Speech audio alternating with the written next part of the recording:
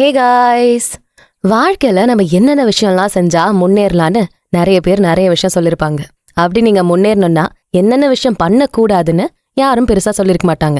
உங்க வாழ்க்கையில நீங்க இப்ப எந்த மாதிரியான சூழ்நிலையில இருந்தாலும், ஃபியூச்சர்ல நீங்க எந்த சூழ்நிலைக்கு போனாலும், இப்ப இந்த வீடியோல சொல்ல போற விஷயங்களை நீங்க செய்யவே செய்யாதீங்க. அது என்னென்ன விஷயம்னு தெரிஞ்சுக்கணும்னு உங்களுக்கு ரொம்ப ஆர்வமா இருந்துச்சுன்னா ஒரு லைக்கை போட்டுட்டு வீடியோவை பார்க்க ஸ்டார்ட் பண்ணுங்க. இந்த வீடியோல நான் சொல்ல போற ஹேபிட்ஸ் உங்களுக்கு இருந்துச்சுன்னா தயவு செஞ்சு அதை மாத்திக்கோங்க. அப்படி நீங்க மாத்திக்கிட்டீங்கன்னா உங்களுக்கு பெருசா திறமையே இல்லைனாலும் நீங்க சக்சீட் பண்றதுக்கு நிறைய சான்ஸ் இருக்கு. நீங்க உங்க வாழ்க்கையில இருந்து ஒழிச்சு கட்ட வேண்டிய முதல் விஷயம் procrastination.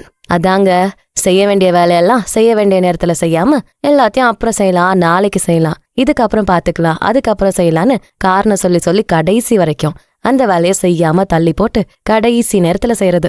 நம்ம எல்லாருமே நினைச்சிட்டு இருக்கோம் நமக்கு நிறைய டைம் இருக்கு, ஒரு 30-40 வருஷம் இருக்குன்னு. ஆனா உண்மை என்னன்னா நம்ம எல்லாருக்கும் ரொம்ப கம்மியான அளவு டைம் தான் இருக்கு. உங்க வாழ்க்கையில உங்களுக்குன்னு இருக்கிற அந்த டைமை நீங்க மிஸ் பண்ணிட்டீங்கன்னா அப்புறம் நீங்க பெரிய பெரிய விஷயங்களை சாதிக்கிறது அப்படிங்கிறது ரொம்ப கஷ்டமா இருக்கும். பள்ளியிலே தூங்கியவன் கல்வி இழந்தான், கடையிலே தூங்கியவன் முதல் இழந்தான்னு சொல்ற மாதிரி உங்க வாழ்க்கையில உங்களுக்குன்னு கிடைக்கிற இளமை காலங்களை ஏதோ ஒரு காரணத்தை சொல்லி தட்டி கழிச்சிட்டீங்கன்னா அதுக்கப்புறம் நீங்களே நினைச்சாலும் உங்களால நீங்க நினைச்ச இடத்த பிடிக்க முடியாம போயிடும். நிறைய திறமசாலிகளும் அறிவாளிகளும் வாழ்க்கையில முன்னேறாம இருக்கிறதுக்கு ஒரு முக்கிய காரணமே அவங்களோட வேலைகளை தள்ளி தள்ளி போடுறதுதான். எல்லா காலத்திலயும் இந்த தள்ளி போடுற பிரச்சனை மக்கள் மத்தியில ஒரு பெரிய பிரச்சனையா வளம் வந்துட்டு இருந்தாலும் இந்த மொபைல் போன் அதிகம் நிறைஞ்ச காலத்துல நம்ம எப்பவுமே போரே அடிக்காம போனை நோண்டிக்கிட்டே இருக்கிறதுனால procrastination அப்படிங்கறது இந்த ஜெனரேஷன் மக்களுக்கு ஒரு டெய்லி ஹேபிட் மாதிரி ஆயிடுச்சு. நீங்க வாழ்க்கையில முன்னேறணும்னு நினைச்சீங்கன்னா இதுல இருந்து வெளில வர்றதை தவிர வேற வழியே இல்ல. உங்க வாழ்க்கை உங்களுக்கு கொடுக்குற அந்த முக்கியமான காலகட்டம் அப்படிங்கறது நீங்க காலேஜ் முடிச்சப்பறம் நீங்க கல்யாணம் பண்றதுக்கு முன்னாடி உங்களுக்கு இருக்க 4 வருஷமோ 5 வருஷமோ தான். அந்த வருஷத்தை நீங்க தவற விட்டுட்டீங்கன்னா வாழ்க்கையில சாதிக்கிறது பெரிய குதிரை கொம்பா மாறிடும். இந்த டைம்ல உங்ககிட்ட நீங்க ஸ்பெண்ட் பண்றதுக்கு வீட்ல இருந்து மணி சப்போர்ட் கிடைக்கும், இன்வெஸ்ட் பண்றதுக்கு நிறைய டைம் கிடைக்கும், முக்கியமா உங்களுக்கு ஹெல்த் நல்லா இருக்கும், நீங்க எல்லா விதத்திலயும் ஃப்ரீயா இருப்பீங்க. இந்த டைம்ல நீங்க ஏதாவது படிக்கணும்னு நினைச்சா நீங்க நினைச்சதை படிக்கிற அளவுக்கு உங்களுக்கு மைண்ட் பீஸ்ஃபுல்லா இருக்கும். ஆனா நம்ம இந்த டைம்ல ரொம்ப அலட்சியமா இருந்துட்டு ரொம்ப ஈஸி கோயிங்கா லைஃபை லீட் பண்ணிக்கிட்டு இருப்போம். இந்த நேரத்தை மதிக்காம தள்ளி போட்டு அலட்சியமா இருக்கிற பழக்கத்தை மட்டும் நீங்க பழகவே பழகாதீங்க. உங்ககிட்ட தள்ளி போடுற பழக்கம் இருக்குன்னு நீங்க எப்ப கண்டுபிடிக்கிறீங்களோ அப்பவே அதுல இருந்து எப்படி வெளில வருதுன்னு யோசிங்க.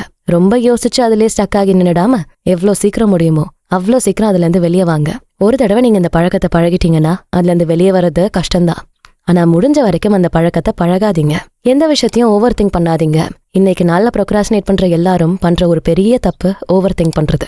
இப்படி பண்ணா அப்படி ஆயிடுமோ, அப்படி பண்ணா இப்படி ஆயிடுமோ, இதனால அது வருமோ, அதனால இது வருமோன்னு தேவையில்லாம நிறைய யோசிச்சு எந்த ஒரு செயலையுமே ஒழுங்கா செய்யாம போயிடுவீங்க.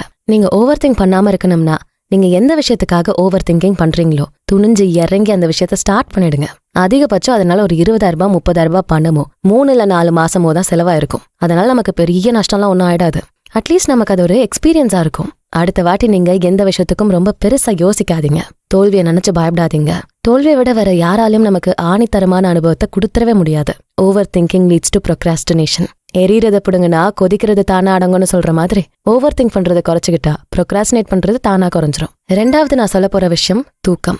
நம்ம ஊர்ல பொதுவாவே ஒரு கான்செப்ட் இருக்கு, சோறு தண்ணி தூக்கம் இல்லாம உழைக்கணும், அப்படி உழைச்சாதான் ஒரு நல்ல உழைப்பாளி. ப்ரொடக்டிவிட்டின்னு சிங்கிள் டீக்கு கூட டைம் ஸ்பெண்ட் பண்ணாம உழைச்சுக்கிட்டே இருக்கணும், அப்போதான் முன்னேற முடியும் அப்படின்னு உழைப்போட முக்கியத்துவத்தை சொன்னவங்க அதே அளவு ஓய்வும் தூக்கமும் தேவை அப்படின்னு சொல்லாம போனதுனால நம்ம தேவையான அளவு தூங்குற தூக்கத்தை கூட அனாவசியம்னு நினைச்சிட்டு தூங்காம இருக்கும்.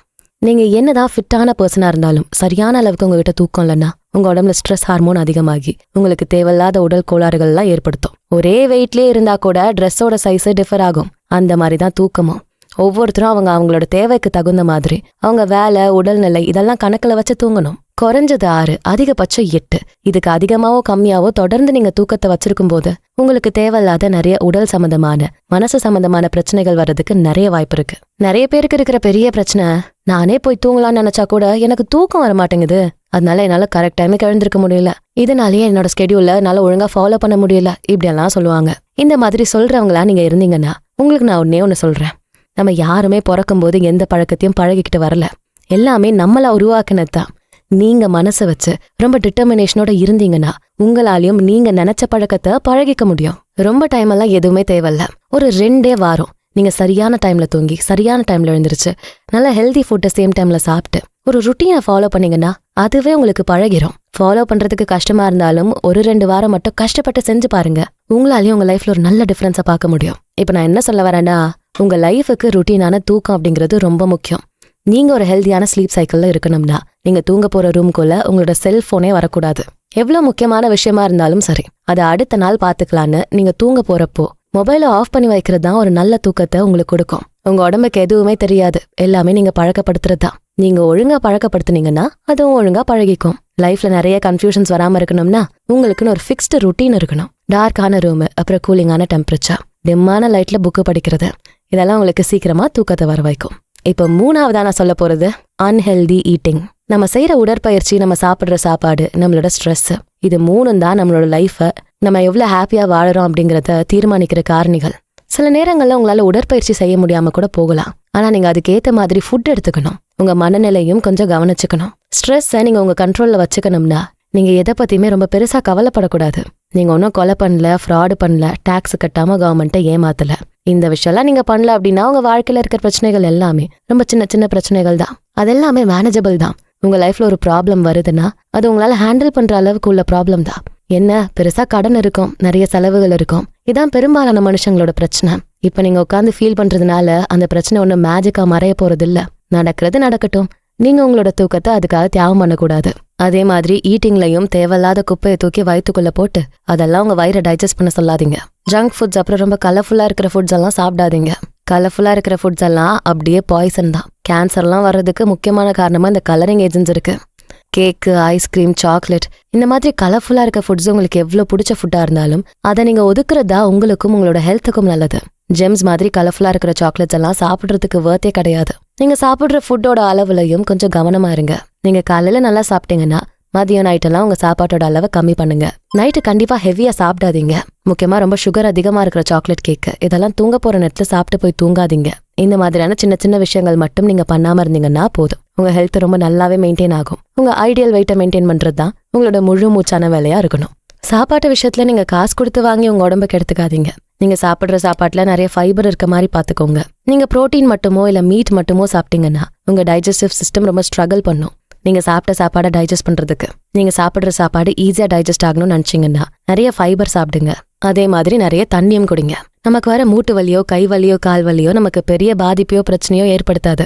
ஆனா நம்மளோட வயிறு, அதாவது நம்ம கட்ல எந்த பிரச்சனை வந்தாலும் அது நம்மள ஒரு லாங் டேர்ம் டிசீஸ்க்கு கொண்டு போய் விடுறதும் இல்லாம அதுல இருந்து நம்ம மீள முடியாத அளவுக்கு ஒரு இடத்துல கொண்டு போய் விட்டுரும். சோ கட் ஹெல்த் ரொம்ப ரொம்ப முக்கியம். எக்ஸசைஸே பண்ணாம இருக்கிறது அப்படிங்கிறது ஒரு பெரிய பேட் ஹேபிட். ஏதோ ஒரு சில காரணங்களால சில நாட்களோ மாதங்களோ செய்யாம போகலாமே தவிர தொடர்ந்து நீங்க நிறைய வருஷமா எக்ஸசைஸே பண்ணாம இருக்கீங்கன்னா நீங்க இப்போதைக்கு ஒரு டேஞ்சர் ஜோன்ல இருக்கீங்கன்னு அர்த்தம். நீங்க அந்த டேஞ்சர் ஜோனை விட்டு வெளியே வரணும்னு நினைச்சீங்கன்னா முடிஞ்ச வரைக்கும் எக்ஸசைஸ் பண்றதை ஒரு ருட்டீனா மாத்துங்க. ரொம்ப யோசிக்காம நாளைல இருந்து காலைல சீக்கிரம் எழுந்து எக்ஸசைஸ் பண்ண ஸ்டார்ட் பண்ணுங்க. ஏதாவது ஒரு ஆக்டிவிட்டி வச்சுக்கோங்க. அந்த ஆக்டிவிட்டில இருந்து ஏதோ ஒரு அளவுக்கு வேர்வை வர மாதிரி பாத்துக்கோங்க. நீங்க பெருசா கார்டியோலாம் பண்ணலனாலும் பரவாயில்ல, உங்க மசில் எல்லாத்தையும் கொஞ்சம் ஆக்டிவேட் பண்ணுங்க. கொஞ்சம் வேர்வை வந்துச்சுன்னா போதும். இதுதான் நீங்க ஆக்டிவா மாறுறதுக்கான ஒரு ரகசியம். நீங்க இதை தொடர்ந்து ஒரு 2 வீக்ஸ் ஃபாலோ பண்ணீங்கன்னா போதும். உங்களுக்குள்ள இருக்க டிஃபரன்ஸை நீங்களே பாப்பீங்க. உங்களுக்குள்ள நிறைய பொட்டன்ஷியல் இருக்கலாம், நாலேஜ் இருக்கலாம். அதை வச்சு நீங்க ஒரு பெரிய ஆளாகக்கூடிய தகுதியும் திறமையும் உங்ககிட்ட இருக்கலாம். அதெல்லாம் வச்சுக்கிட்டு இந்த மாதிரி ஒரு சின்ன விஷயத்துல போய் நீங்க கோட்டை விட்டுற கூடாது.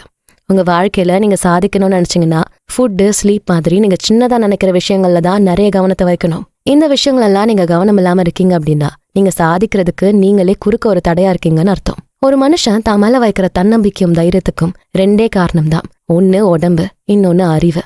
2யுமே ஒரே நேரத்துல பேலன்ஸ் பண்ணி கொண்டு போகணும். அடுத்து நீங்க அன்ஃபாலோ பண்ண வேண்டிய ஒரு ஹேபிட் ஓவர் ஸ்பெண்டிங். மணியை மேனேஜ் பண்றது அப்படிங்கிறது ஒரு ஸ்கில். துரதிருஷ்டவசமா நம்ம ஊர்ல யாருமே நமக்கு மணி மேனேஜ்மெண்ட் பத்தி சொல்லி கொடுக்கறது இல்ல. நீங்க தேவையில்லாத விஷயங்களுக்காக ஓவர் ஸ்பெண்ட் பண்ணாம இருந்தீங்கன்னாலே தேவையான விஷயங்களுக்காக ஸ்பெண்ட் பண்ண காசு இருக்கும். கம்ஃபர்ட் ஜோனை விட்டு வெளில வந்து ரிஸ்க் எடுத்தாதான் நம்ம லைஃப்ல சக்சஸ் ஆக முடியும்னு எல்லாருமே நம்மகிட்ட சொல்லுவாங்க. ஒரு மனுஷன் எப்போ ரிஸ்க் எடுக்க துணிவான் அப்படின்னா அவன்கிட்ட ஃபினான்ஷியல் ஃப்ரீடம் இருக்கும்போது தான். நான் ஒரு வேலையை ரிஸ்க் எடுத்து செஞ்சு முடிக்க 6 மாசம் ஆகும். அந்த 6 மாசத்துக்கு தேவையான பணம் கையில இருக்கும்போது தான் நம்ம ரிஸ்க் எடுக்கவே துணிவோம். நீங்க எவ்வளவு திறமையான, அறிவான, பலசாலியா இருந்தாலும் நீங்க உங்க லைஃபை அடுத்த ஸ்டேஜுக்கு கொண்டு போறதுக்காக ரிஸ்க் எடுக்கணும்னா கூட காசு வேணும். அப்படி உங்க லைஃபோட டெவலப்மெண்ட்டுக்காக உதவுற காசை எந்த வகையிலும் உதாசீனப்படுத்தி தேவைக்கும் அதிகமா செலவு பண்ண கூடாது. உங்களை சுத்தி நடக்கிற எல்லாமே உங்ககிட்ட இருந்து காசு புடுங்கிறதுக்கான செயலா தான் இருக்கும். டிவியை திறந்தா அதுல வர அட்வர்டைஸ்மெண்ட் எல்லாமே நம்மகிட்ட இருக்க காசெல்லாம் புடுங்கிறதுக்காக உருவாக்கப்பட்ட அட்வர்டைஸ்மெண்ட். காஸ்ட்லியான பொருள் மேல ஆசை வர மாதிரி தான் அட்வர்டைஸ்மெண்ட்ஸ் எல்லாமே டிசைன் பண்ணிருக்காங்க. காசு இல்லாதவங்க கிட்ட இருந்து காசை புடுங்கிறதுக்காக தான் இந்த அட்வர்டைஸ்மெண்ட்ஸ். காசு இல்லாதவங்க தான் மணி மைண்ட் செட்ல கொஞ்சம் வீக்கா இருப்பாங்க. இந்த செட் ஆஃப் பாப்புலேஷன் கிட்ட இருந்து தான் இந்த மாதிரி எல்லாம் ஏமாத்தி மணியை வாங்க முடியும். உங்களை யாரு எவ்வளவு ஆசை வார்த்தை காட்டினாலும் அந்த விஷயம் உங்களுக்கு உண்மையாவே தேவையா அப்படின்னு பார்த்து யோசிச்சு அப்புறம் வாங்குங்க. காசு விஷயத்துல என்னைக்குமே அவசரமா ஒரு முடிவெடுக்காதீங்க. நீங்க உங்களுக்கு தேவையான அளவோ இல்ல தேவையானதை விட அதிகமாவோ சம்பாரிச்சும் உங்க கையில பணம் நிக்கலன்னா நீங்க ஒரு இளிச்சவாயின்னு தான் அர்த்தம். என்னம்மா பொசுக்குன்னு இப்படி சொல்லிட்டேன்னு கேக்குறீங்களா? ஆமா, உங்ககிட்ட காசு இருக்கு, அது எப்படி செலவாகுதுன்னு உங்களுக்கே தெரியலன்னா நீங்க உங்களை சுத்தி இருக்கிற நபர்கள் கிட்ட ஏமாறுறீங்கன்னு அர்த்தம். அதாவது மத்தவங்க உங்களை செலவு பண்ண வைக்கணும் அப்படின்னு விரிக்கிற மாயஜால வலையான விளம்பரம், லைஃப் ஸ்டைல் இம்ப்ரூவ்மெண்ட் அப்படிங்கிற டிராப்புக்குள்ள போய் மாட்டிக்கிட்டீங்கன்னு அர்த்தம். புத்திசாலியா இருந்தா இந்த டிராப்புக்குள்ள போய் மாட்ட மாட்டான். இந்த டிராப்புக்குள்ள போய் மாற்றீங்க அப்படின்னா நீங்க இழிச்சு வாய்ந்தான்னு அர்த்தம். ஓவர் ஸ்பெண்ட் பண்ணி இழிச்சு வாயா இல்லாம கொஞ்சம் ஸ்பெண்ட் பண்ணி முழிச்ச வாயா இருங்க. எப்படி நீங்க ஓவர் ஸ்பெண்ட் பண்றதுனால உங்க வளர்ச்சியை தியாகம் பண்றீங்கன்னு தான் அர்த்தம். அடுத்து ரொம்ப முக்கியமான ஒரு மோசமான ஹேபிட், உங்களை பத்தியே நீங்க மோசமான எண்ணத்தை மனசுக்குள்ள வச்சுக்கிறது. நம்ம மத்தவங்க கிட்ட என்ன பேசுறோம், எப்படி பழகுறோம், எப்படி நடந்துக்கிறோம் அப்படிங்கறத விட நம்ம நமக்குள்ள பேசிக்கிறப்போ எப்படி பேசிக்கிறோம், நம்ம நம்மள எப்படி நடத்துறோம் அப்படிங்கிறது ரொம்ப முக்கியம். சில பேரு ஓவர் கான்பிடென்டா இருக்கிறத தான் செல்ஃப் கேர்னு தப்பா நினைச்சுப்பாங்க. ரியலிஸ்டிக்கா இருங்க.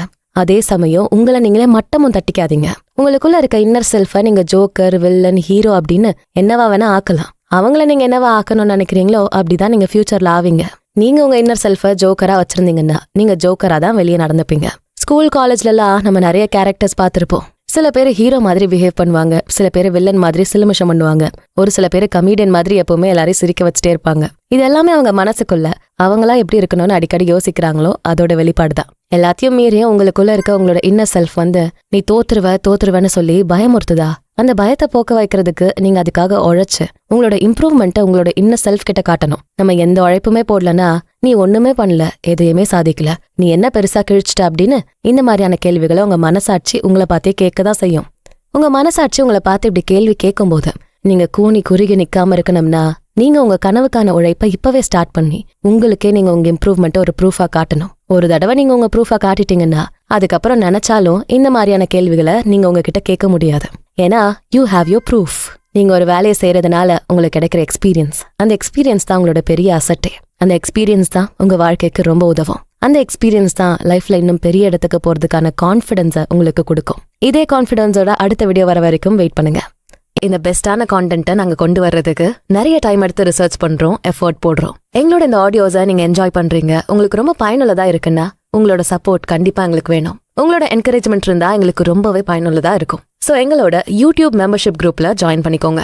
இதனால உங்க சப்போர்ட் கண்டிப்பா எங்களுக்கு இருக்கும். பிளஸ் உங்களுக்கு நாங்க பண்ற கான்டென்ட்ஸ் ரொம்ப பிடிச்சிருக்கணும் எங்களுக்கு புரியும். நாங்களும் இன்னும் சூப்பரான கான்டென்ட்ஸை கொடுக்க ஆரம்பிப்போம். சோ உடனே நம்ம யூடியூப் மெம்பர்ஷிப் குரூப்ல ஜாயின் பண்ணிக்கோங்க. இந்த வீடியோ உங்களுக்கு பிடிச்சிருக்கும் நம்புறேன். இந்த வீடியோக்கு ஒரு லைக்கை போட்டுட்டு உங்க ஃப்ரெண்ட்ஸ் அண்ட் ஃபேமிலிக்கு ஷேர் பண்ணுங்க. நம்ம channels beyond the ordinary and Body&Soul Tamil ரெண்டுத்துக்கும் சப்ஸ்கிரைப் பண்ணிட்டு பெல் ஐக்கானை அழுத்திருங்க. நாங்க உங்களை அடுத்த வீடியோல பாக்குறோம். நன்றி.